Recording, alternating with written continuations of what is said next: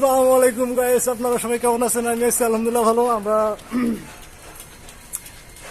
আজ শুক্রবার গেছিলাম এই যে আলুর বস্তা কিনতে লেডিস মার্কেটে। তারপর এই যে আমার বড় ভাইয়ের কাছে পেঁয়াজের বস্তা।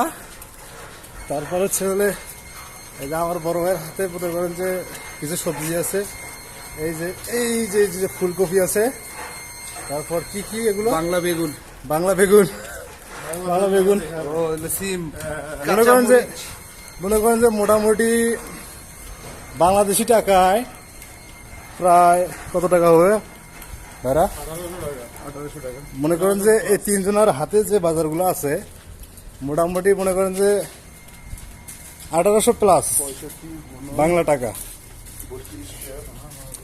কত আছে?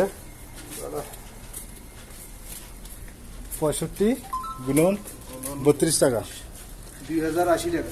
ওরে বাবা, আমি আরো মনে করছি 300 টাকা কম বলছি, বুঝছেন?